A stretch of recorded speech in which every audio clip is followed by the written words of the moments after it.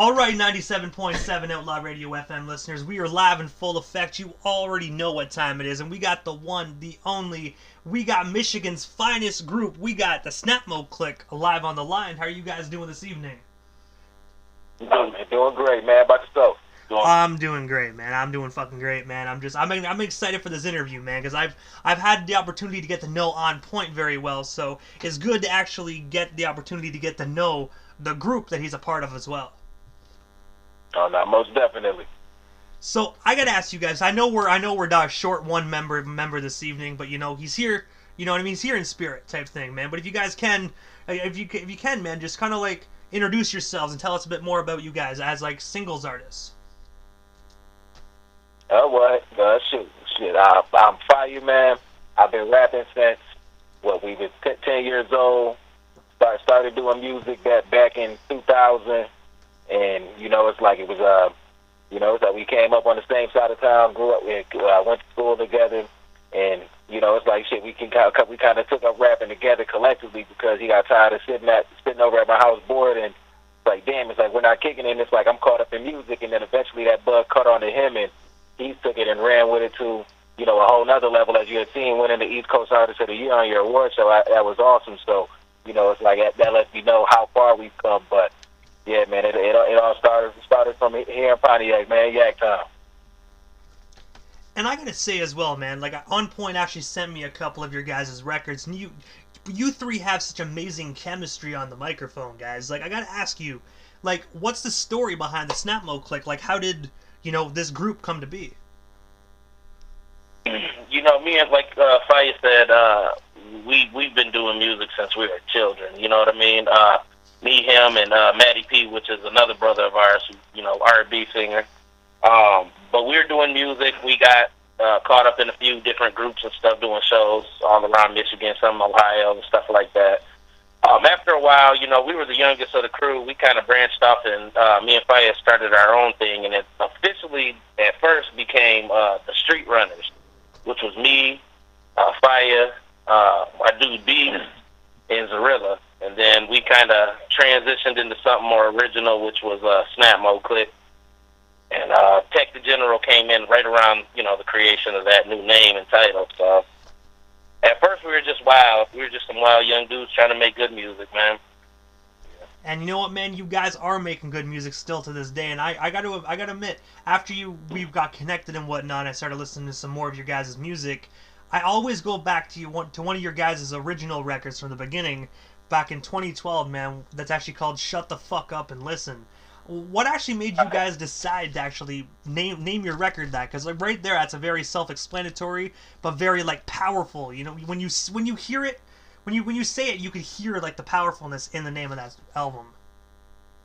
All right, so kind of the story behind that, we came up with it collectively, but that was like kind of a thought. Like I remember coming up with myself when we were sitting down there collectively going through, listening through the record, and it was one of the lines. I'm trying to recall which record it is right now. I'm drawing a blank. But one of the lines that on the record we say "Shut the fuck up and listen," and I'm like, as an artist, there's nothing worse than when you drop a dope track and you go to show it to somebody, and all they do while you playing it for them is sit there talking the whole time through, and you're like, yo, shut the fuck up and listen. So I'm like, why not call the record Shut the Fuck Up and Listen? When you put it on, I want you to listen to it. I don't want you to talk through it. I want you to listen, hear what we got to say.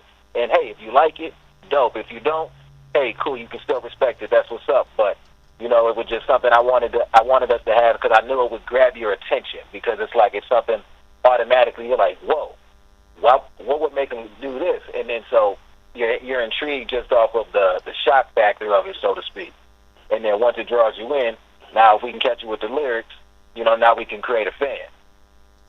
And I gotta say, my two favorite joints off that record, man, is actually Bleed the Block and Yak Up, man. Those two are my personal favorites, man, from Shut the Fuck Up and Listen. Thank you, bro. Most definitely. I appreciate it. And also, when we're on the topic of like favorite songs and whatnot, man, On Point already knows where I'm going with this, but you guys, both of you individuals actually put together an amazing track together, you know what I mean?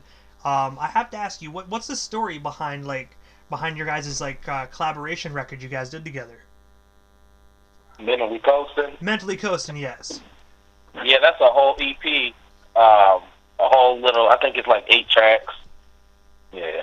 Just our life. Honestly, our life. If you listen, I'm talking about how me and him would walk. I'd walk to another part of our side of town, and meet up with him, and just be in my thoughts the whole way, and just the things we were going through at that time and at that age, separately, and then we always linked up, no matter what, through everything. Our lifestyles were, we're really different in a lot of ways, but we're so alike in a lot of ways. From our family background to, our upbringing with moms and stuff like that. Like, we've always just had a chemistry since we were kids, man. Yeah, man, and it's like, and realistically, it's like it runs, like, Mentally Coasting is honestly long overdue, and I know I know he would agree with me too when it's like we both agree that it's like we felt like it should have been more just as long as it took us to put it out. But it's like at the point we finally released it, shit, we both have had extra. I've had one additional child. He's had multiple since, and so it's like even the Born Again record that was brand new when we wrote it. We were both just fresh on our my first child wasn't even here yet, and she'll be 8 years old this year. You know what I mean? To kind of put things in perspective, and so it's like it was a record that, like he said, it was a long time coming, just because like the bars on Mentally Coasting, when I'm like chilling with my Walkman in the park, I remember walking after dark with my headphones blaring. Like, that's like literally what I was doing. It's like it rhymes. I make it dope. It's cool, but it's like it's the literal thought of what I was actually doing to try to put a listener in my shoes. As like kids these days, like my daughter has everything's instant. She'll never have to listen to her CD skip and be irritated and invest in an anti-skip Walkman because you want to listen to your track without it skipping every time you take a step. Like, and so it's like you being able to try to paint that picture of nostalgia for them. But it's just one of those things, like you said, we've had that chemistry for years, and, it was something we wanted to be able to kind of showcase on that record, and as to put it with one of the title tracks, Black and White, that's what we were looking to do, was just kind of paint that picture for our past and, what we're looking ahead to. And I gotta say as well, guys, like, Mentally Coasting, like, as a single, like this song within the record, is absolutely phenomenal, man. The meaning behind that song is so powerful. I really think that song is actually going to help so many individuals is going through the same issues, man. So I'm telling you, might not have blown up yet, but it will one day, man, because those are some powerful ass lyrics. Thank you, brother. Big shout out to Derek the Twin, the Tyrant Caraway, man. He produced that. He's a monster. He's a legend in our city, man, and big shout out to him, man. White Trash Records. Hell yeah, production. And also, the Snap Mode Click is also connected with the To the Death Entertainment. I was wondering, how did you guys actually get connected with To the Death? With Down Pat, I think we actually got connected because we both did a feature track with T-Rock, former 3-6, and we both ended up making the cut on this compilation record he did called Independence Day. And after hearing each other's vocals, it was like a mutual respect thing. And then so when, we had reached out, it was, like, hey, like, let's knock out a joint. And one turned into two turned into three. And then next thing you know, we got a whole catalog together with bro. And it was just like, man, that escalated quick. And about 2013 now. And, we still heavy work with Down Pat, man. As you know, he did an album with T-Rock called Reciprocity. Fire's on that, Matty P's on that. We got a lot of Pontiac presence on there. So that's dope. Shout out to Down Pat. Man. Most definitely shout out to Down Pat, man. Such an amazing individual as well, And since then, I noticed that you guys have been doing consistent work with him as well. So, you know what I mean? I'm looking forward to what you guys have in the future. Appreciate it, bro. We got some fire lined up, too. Thank you. And also, I got some individual questions for you guys. So, Faya, I also noticed, man, that aside from music, that you actually wrote a children's book. You know what I mean?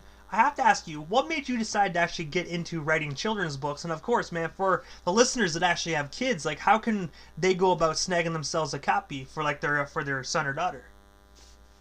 Yeah, so if they want to grab a copy, you can simply just type in "Walking on My Toes" on Amazon. It'll come up in the children's book. But story behind that, it was just one of those bedtime stories where it's like as a parent you just kind of make up on the fly. Where I don't feel like reading the book, so I'm just gonna make up something and we're gonna run with it. And when I did it, I got a really good memory when it comes to stuff. As bro would tell you, like there was a span of years I went without writing anything and just go in the booth, one take, and we knock it out, and we're on our way. But I memorized the story. I told my daughter, and then one night, probably 2 nights after telling her the first time, she asked for it again. And then so I tell her the story, and then eventually she asked for it again, and I was like, well, man, all right, she really likes this story. And then I'm thinking to myself, there's not a lot of stories where she can really look to and see and find somebody that looks like her. And then so I said, why not put my family into the story so that way I can give her something that she can relate to, and then also make it something that's easy for children to follow along with, build confidence in reading, and then it's a win-win for me because now it's a positive both ways. And so that's really the story behind the children's book. But that's really the only one so far to this point. But I'm working on trying to push a few more out of here sometime soon. And I have to ask you, pertaining to the children's books, like, do you ever think you might actually get into actually writing like novels as well, kind of like an adult book, maybe like a autobiography on your career or your life or something like that?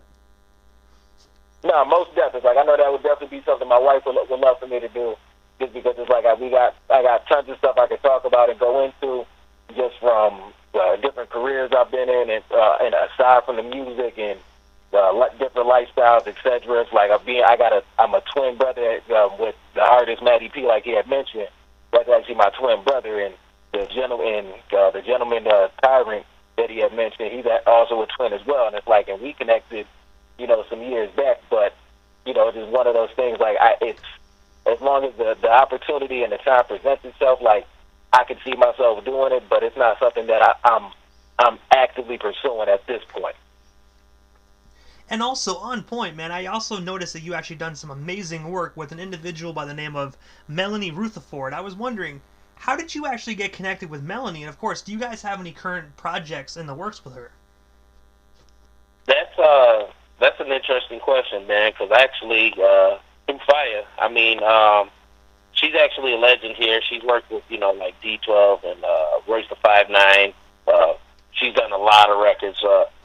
But we would be in local booths and stuff like that, and we'd run across her. So I've known her, met her, and stuff like that. But she actually came and recorded at Fire Studio, and kind of built that connection. So we put it in play through him, and as well as Down Pat reached out to her, got some work with her.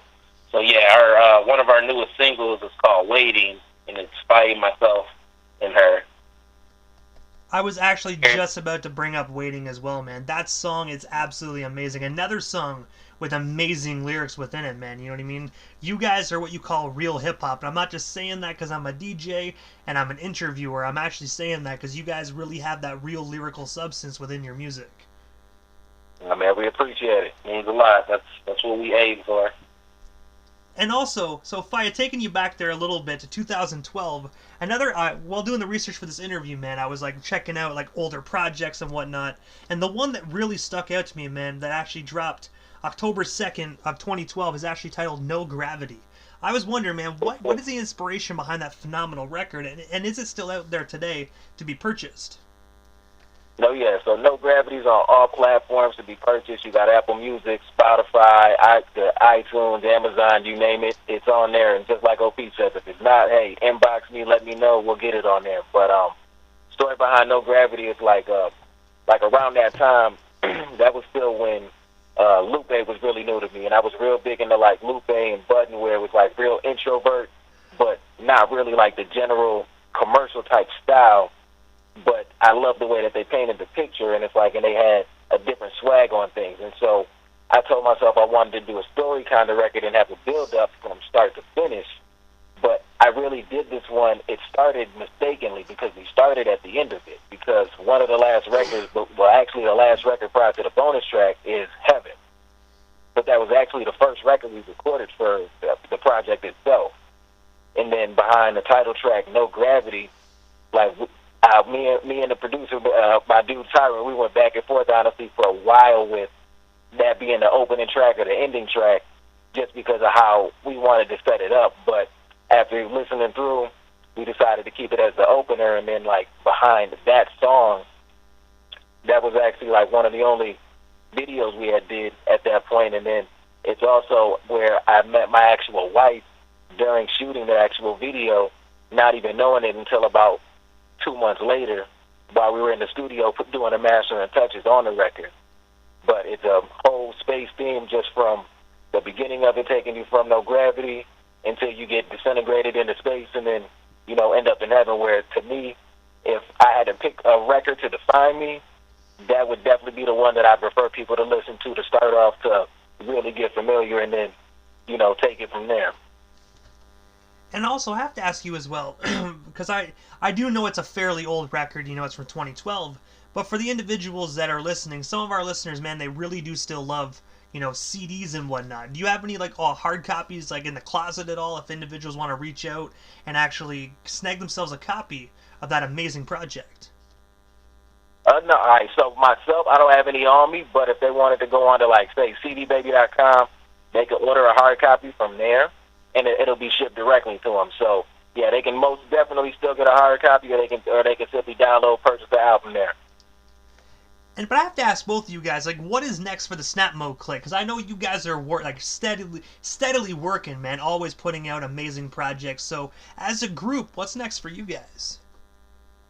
You know, right now, everybody's dealing with life, family, kids, work, you know what I mean? As far as the whole Snap Mode Click group, I don't know if we're going to be doing anything. Our most recent record was Withdrawn, which is on my album Ascension. But right now, me and Fire are probably going to do some work. Tech's got a lot going on, real busy, so I'm not sure how the timing will be. So I can't really say for sure right now. Hey, well, you know what? I look at it like this, guys, you know what I mean? No matter how long us fans have to wait, you know what I mean? Sometimes waiting for something good is better than, you know, getting something right away. So it most definitely will be worth the wait. That's true, like Dr. Dre's Detox. We've been waiting on that for how many decades? I'm going to be honest, man. I don't even think in our lifetime that shit's going to drop, okay? That guy has it done in a vault. He's going to die. His grandkids are going to die, and we're still not going to get the Detox. It's sad, man, but you know what? It is what it is. You know, we got a little taste of it on YouTube, but other than that, man, he locked it up. He ain't dropping that shit, unfortunately. I mean, I think that Detox and Spawn, the movie too, is gonna drop like the same day in like 30 more years. Yeah, we'll all be like 80 years old in a nursing home. You can't even enjoy it because your bones are too brittle to get up and funk to it. But honestly, guys, on point. You already know what's about to happen here, but this is the time in the interview, Fire and On Point, that I give a chance for the individual to slide into the radio station airwaves. Just a chance to give shoutouts to whomever they want to give shoutouts to, and of course your guys' social media handles. That way our listeners can follow you and stay updated on your solo careers, and also Snap Mode Click as a group as well. Nah, for sure. So you can. I want to give a shout out to again my twin brother Matty P, my wife Ano Yek. Give a shout out again to the Tiger man, because he's definitely done a ton of work for us, man. Shout out, rest in peace, my homie Willie Graphics, man. That was one of the cats I started with. Said the whole Yaktown. You can be on the lookout for my next album. Only Way to Go Is Up, coming later this year, likely in April. You can check out the singles Waiting with On Point and Melanie Rutherford now, as well as Avalanche. If y'all want to take a listen, both of those are available on all platforms. But, you know, aside from that, you can follow me at Fire_official on pretty much all platforms. Or you can find me on Facebook, Fire, a.k.a. Yaktown's Finest. Go ahead and like the page. I'm gonna be putting some more updates on here coming soon. Yeah, and Snap Mode Click on Instagram is at Snap Mode Click. Facebook's Snap Mode Click. Just pretty much Snap Mode Click, all individual words on any site, Google, and it should lead you to some stuff. And you already got mine. I ain't gonna be selfish. Most definitely, ladies and gentlemen. You know what I mean. If you are just tuning in now and you never heard of On Point before, which you're listening to Outlaw Radio, and I hope you have, run back the interview from a couple nights ago. He'll give you all that social media information. But if you're an Outlaw Radio fan, you most definitely know who On Point is.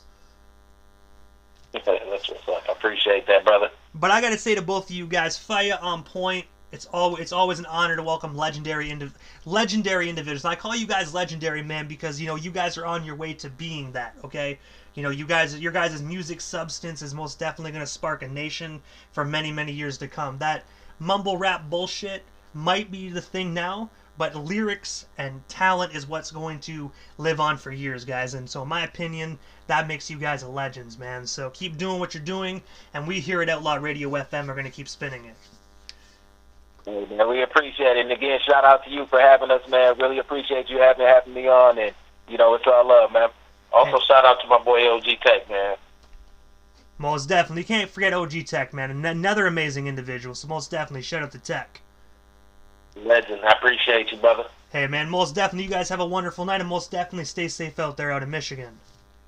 For sure, man. You too, brother. Have a good night.